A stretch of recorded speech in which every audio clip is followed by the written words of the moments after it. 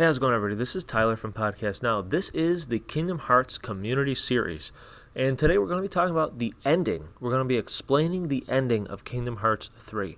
So, if you don't want to know the ending of Kingdom Hearts 3, please turn away now. We also have a ton of Kingdom Hearts videos coming out over the next few weeks. Every single day, once Kingdom Hearts 3 releases, we're going to be having Kingdom Hearts 4 theories. We're going to be talking about the best Keyblade transformations and gameplay type tips. And we're going to be talking about, who has passed and that kind of stuff. So we have a lot coming for Kingdom Hearts. We're very excited. What we've done so far has been great. But without further ado, here is the ending explained. So, after Master Xehanort is defeated by Sora, we actually learned that Master Xehanort wasn't such a bad guy after all. He really did have pretty good intentions, just how he went about it wasn't exactly the best. But I guess everything kind of falls into place. Roxas, Xion, they're back. Terra is back. He was the Guardian, just like I said he was in a video over a year ago. I said he's the Guardian. I gave you guys the reasons why, and I ended up being right.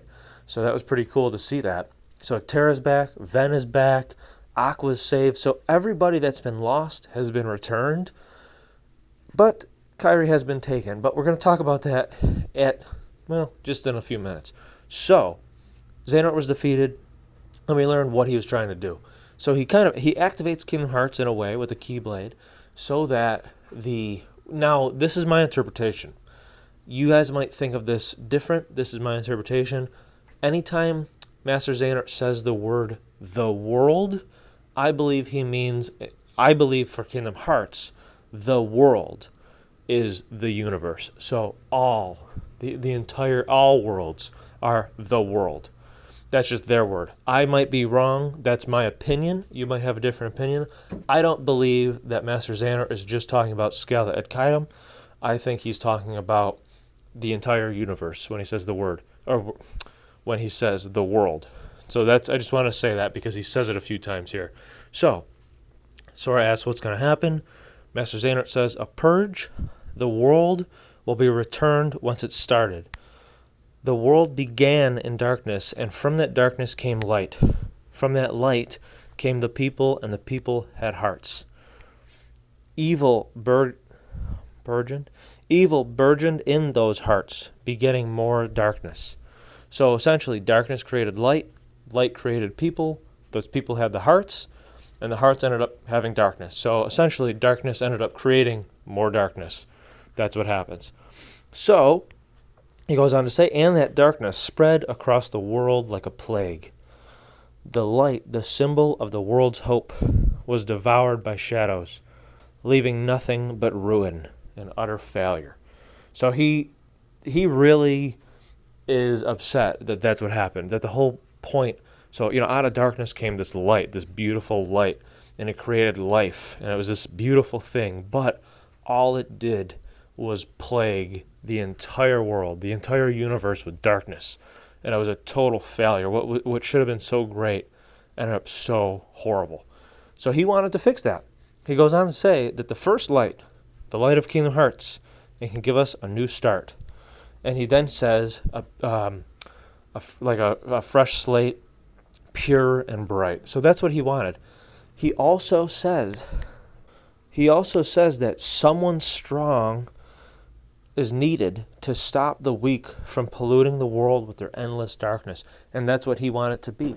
So the whole time we think of Master Xehanort as this seeker of darkness, but really he wasn't a seeker of darkness. Really he was a seeker of light.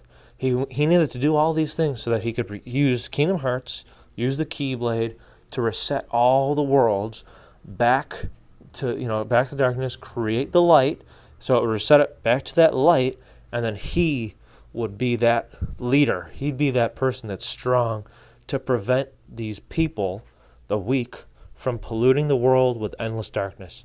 So he was going to essentially be the defender of light. That's what he wanted to do. But he ends up failing. And after all of that is said, Riku and the rest of the Guardians of Light come down. They kind of transport themselves from the Keyblade graveyard to where Sora is because they followed Sora's heart. And then Master Ericus appears out of Terra and essentially talks Master Xehanort out of what he's doing and says, we need to give Sora and his friends a chance. And Master Xehanort actually listens. He entrusts the Keyblade to Sora, and he feels that, although I have failed, maybe these new Guardians of Light, maybe they'll be able to actually do it. Maybe they will be able to restore that light, protect that light from the darkness. So he trusts Sora, which I actually really like that.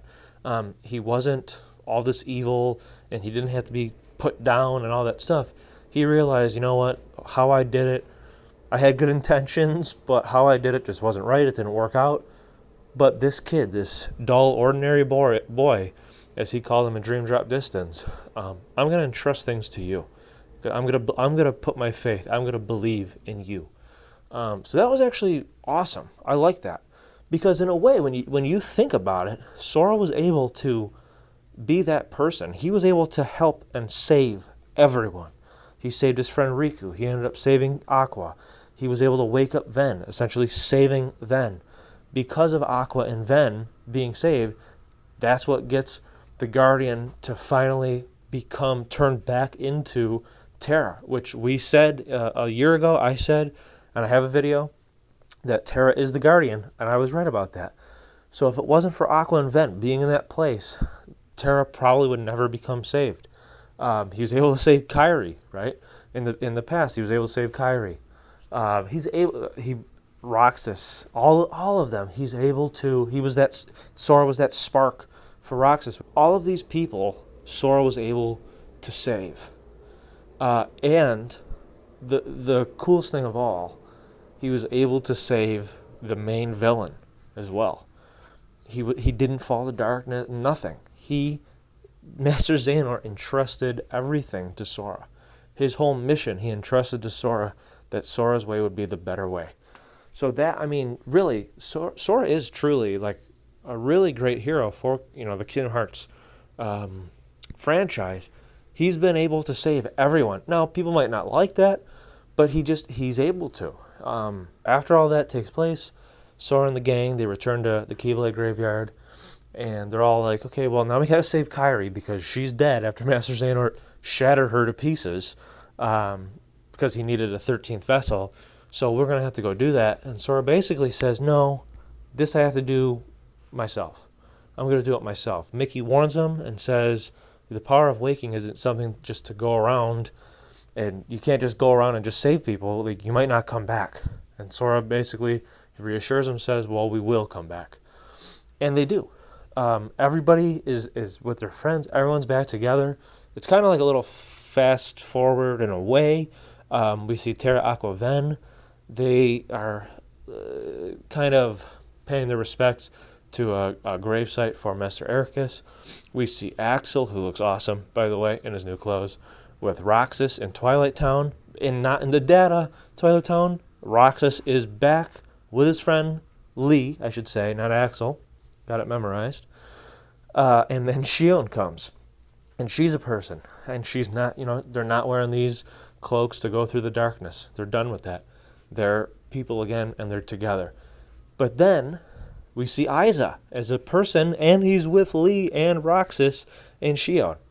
And he's giving them ice cream. That was a shock. That was like, holy crap. So they were able to reach Aiza, pull him out of the darkness. That was awesome. Then Hayner Pentelet, they're there. So the whole gang is all together for Twilight Town. That was an awesome scene to see. And then Naminé, she's saved using the replica program. Riku, he picks up Naminé. And then we are back on Destiny Islands. Everyone's having some fun. Then we see Sora and Kairi, because the whole time I'm like, where is Sora and Kairi? Sora and Kairi, they're sitting on that branch just like they have been since the first game, right? It's the first time we saw them. And the sun is setting. Sora looks to Kairi, Kairi looks to Sora. I thought there was going to be a kiss. It's far worse. Sora must say something, or Kairi must know. Everyone's looking at Sora, so I assume everyone kind of knows something's going to happen. A tear rolls down Kairi's face, and Sora disappears. And he's gone. And then that's it. The end. So, what the F happened to Sora? We don't really know. There's a lot of speculation. But yeah, overall, I think it was actually a pretty good ending. The villain wasn't all that bad, and he entrusts, his plans, his desires, to be fulfilled by the hero, which I thought that was pretty cool. And it kind of did come full circle. So subscribe to the podcast now to check out the upcoming Kingdom Hearts 3 content, and I will see you guys there.